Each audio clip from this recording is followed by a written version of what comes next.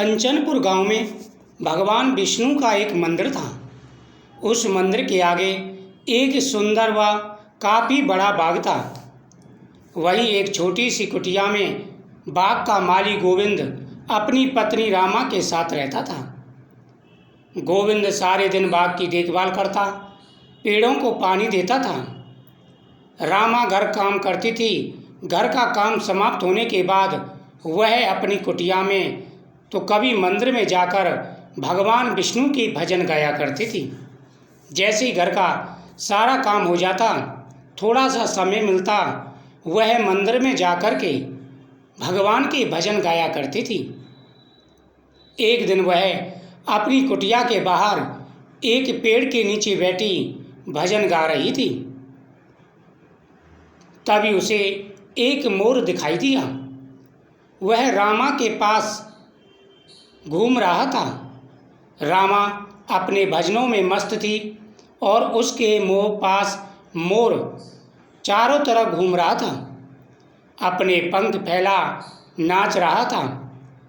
रामा जितना सुंदर तरीके से भजन गा रही थी, उतने ही सुंदर तरीके से मोर पंखों को फैलाकर अपनी मस्ती में नाच रहा था। रामा ने मोर को नाचता देखा तो उसे बहुत अच्छा लगा। जब तक वह भजन गाती रही, मोर वहीं घूमता रहा। उसके बाद वह कहीं चला गया। शाम को रामा ने गोविंद को मोर के बारे में बताया।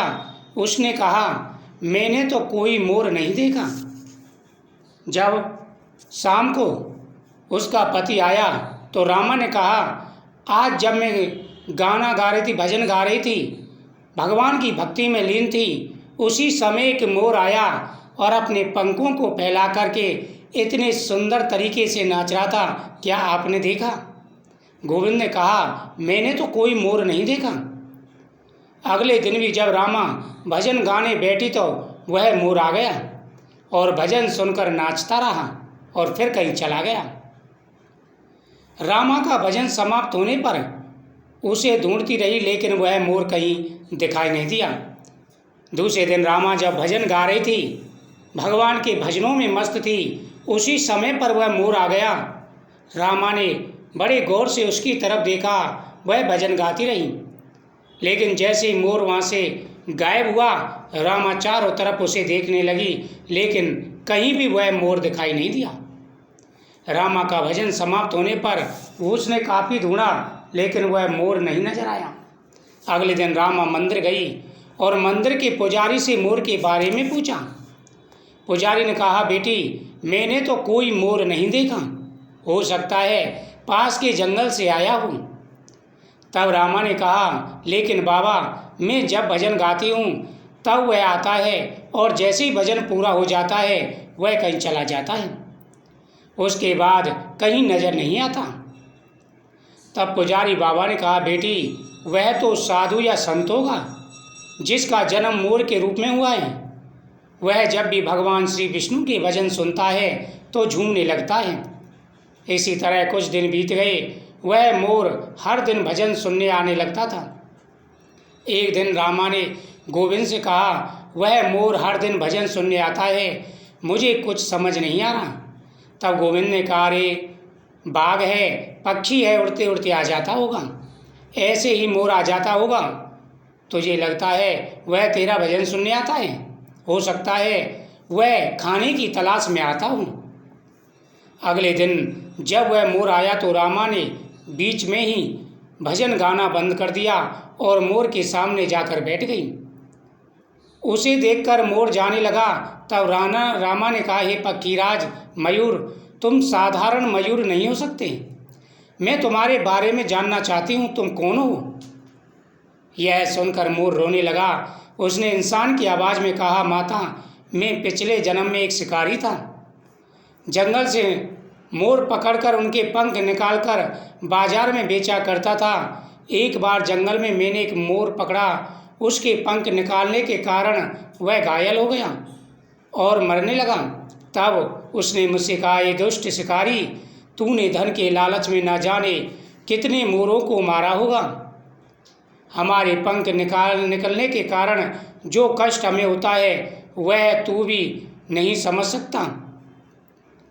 तू क्या जाने किसी के कष्ट के बारे में। जा, अगले जन्म में तू मोर बन और तुझे भी इसी प्रकार कष्ट होगा। यह कहकर वह रोने लगा। तब रामा ने पूछा, तुमने जो किया उसकी सज़ा तो तुम्हें मिल रही है, लेकिन तुम इंसान की तरह कैसे बोलते हो और इस श्राप से तुम्हें कैसे मुक्ति मिल सकती है। तब उस मोर ने कहा, आज जब कोई मेरे पंख निकालता है तो मुझे बहुत दर्द होता है, लेकिन इन कष्टों को सहते हुए जब से मेरा जन्म हुआ है मैंने श्री हरि विष्णु का नाम जप शुरू कर दिया है। इस जाप के कारण मेरे कष्ट कम हो गए हैं। आपको भजन गाता देख मेरा मन नाचने को बेचैन हो जाता है। भगवान श्री हरि विष्णु की मुझ पर कृपा है। मैं कभी भी अपना रूप बदल सकता हूँ। यह कहकर वह सुंदर लड़के के रूप में प्रकट हो गया। उसे देख रामा बहुत खुश हुई और पूछने लगी, किंतु तुम किसी और को क्यों नहीं दिखाई देते? तब मोर रूपी लड़के ने कहा, मैं इंसान के रूप में रहता हूँ, किंतु जब कोई श्री हरि विष्णु के नाम का गुणगान करता है तो मैं अपने को रोक नहीं पाता और मोर के रूप में नाचने लगता हूँ। रामा ने पूछा, तुम्हें इस श्राप से कैसे मुक्ति मिल सकती है? क्या मैं तुम्हारी कोई मदद कर सकती हूँ?